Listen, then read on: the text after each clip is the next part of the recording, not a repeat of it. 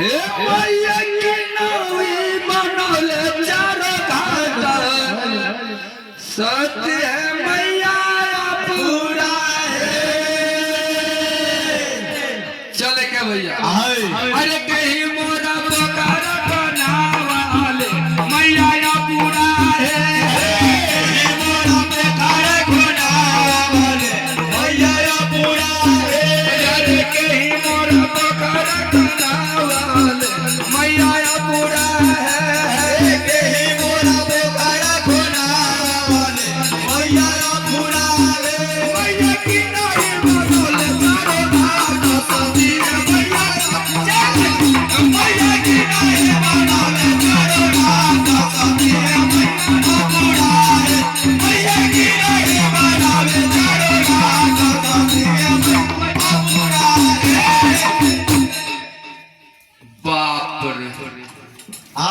कोई समय में कारिक महाराज अपना माई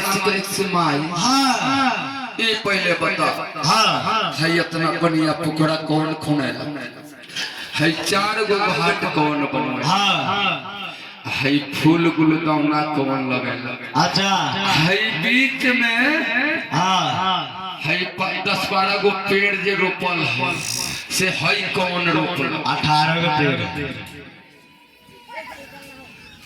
सही बताओ जे कई गो पेड़ है जे गांव के लोग समझते से इतना पेड़ लागल है गावे चल रहा तो सही से बताओ जे कई गो पेड़ लागल या कई गो पेड़ से देवता के मनावल जाले आम महुआ बेल टोटल 10 हो गया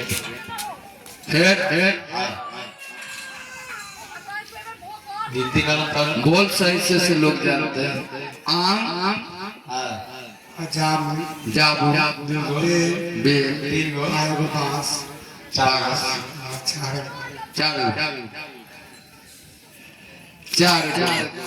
4 गो से पूरा देवता बन होते वो पोखरा के बिया होते अब बिया होते तो वही में के जल काम करते अच्छा पूरा ब्रह्मांड में अब वैसा ठोकरा खोना के हौजात जब न निर्मत यो में निहाऊ जाई बटन तो न पाक उसमें स्नान नहीं करना चाहिए उससे अच्छा बोर्डिंग पर स्नान करना चाहिए से बिया भी बोर्डिंग अच्छा यहाँ से थोड़ के धरती माता से पानी लेके वहाँ बिया हुआ है वहाँ सिंदूर चढ़ा है पूजा हुआ है और वहाँ को जल पूरे जितना तक ले शक्ति हमारे पहुँचाता है वहाँ तक अनाज उपजेगा। तो कुमार है उन्नत को समान जब तक ले ब्याह नहीं होता है तब तक ले धर्म में बनाता नहीं है। या मनुष्य हो नदी नाला हो जीवा जंतु हो या कुछ भी हो सबको लगाओ लगा तो बहुआ कारिक महाराज अपना मैया से कल से बोल माई कौन खुलल अब सती मैया प्रकट से आई रे दादा ये हो लड़का तो देखे में नानी मने लोग अलीला चगुल्ला अरे सादो सीधा पोखरा खोना वाले बहुआ कारिक हो सादो सीधा पोखरा खोना वाले बहुआ कारिक हो बहुआ पीता तोर बनोले चारो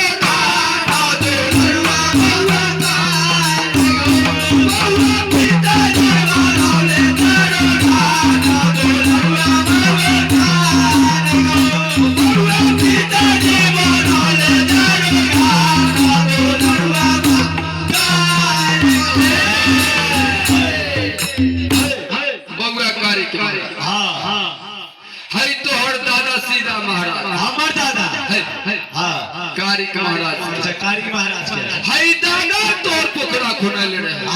सादो सीधा महाराज हई पोखरा खुनौले अच्छा हई पीता तोर 4 घाट बनवले हो ज्योतिक महाराज कल से माई तो बात ठीक है कहू पिता हमर दादा पोखरा खना दिलक पिता घाट बनवा अच्छा हई पेरवा जठवा कौन निर्मल ले ले हमें ने काट के हमर दादा हई हो में जाब कवन करवाई हो बतावे के पड़ी मैया वही समय में सती मैया पूरा का कर रहे कैसे हो अरे दीनानाथ जाट नीरम रमावले बउआ कारी कहो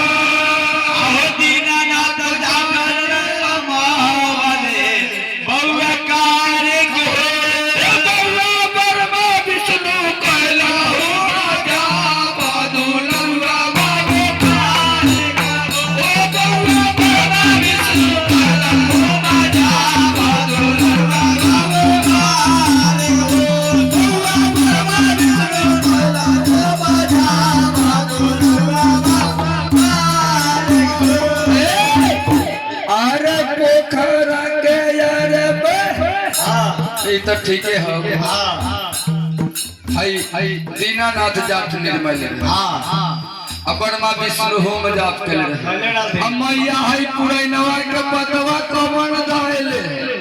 आउ दुगो जोड़ा हंसो में दहाई थे ऊ कमन पूछले ना फिर बेदाना आए नागत हाउ पुरैनवा के पतवा के कमन द हाय हंसवा के कौन पूछले पुरैनवा के पता तो वही फर जा आता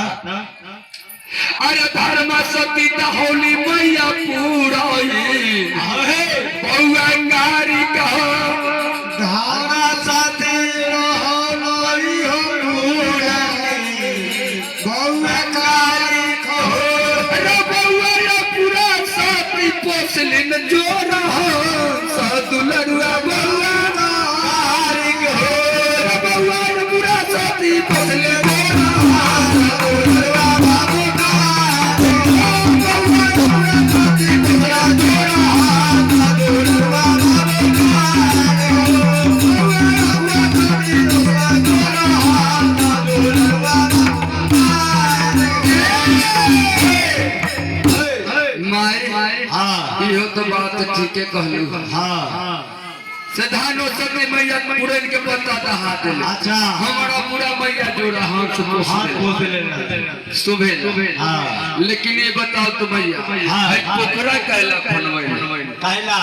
है बान कहला घाट कहला बनवाई कहला है जाट कहला निर्मल कहला अब पुरन कहला कहले हंस कहला पोछले ओकर बात बतावे के अच्छा अब सती मैया पूरा कहले से ठीक है बाबू हां अरे धर्म लागी पोखरा खोनावले बउआ कारी कहो धर्म लागी पोखरा खोनावले बउआ कारी कहो बउआ बउआ ला बनौली चारो घाट दुलरुआ बउआ कारी कहो हो बउआ कारी कहो हाय धर्म लागी पोखरा खोलले बन अच्छा हाय चारो घाट पूरा गांव खातिर बोलल बनौले बना देते छठ पर्व करता थे सब गांव वाला मिल के हां छठ पर्व करे हां अरे धर्म लागी पोखरा खनावाली बउआ कारी कहो धर्म लागी पोखरा खोनावले बउआ कारी कहो धर्म लागी पोखरा खनावाली बउआ कारी कहो धर्म लागी पोखरा खोनावले बउआ कारी कहो बउआ बनौले चारो घाट दुलरुआ बउआ कारी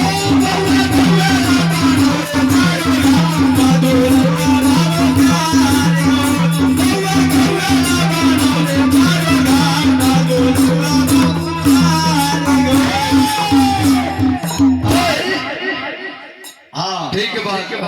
अच्छा अरे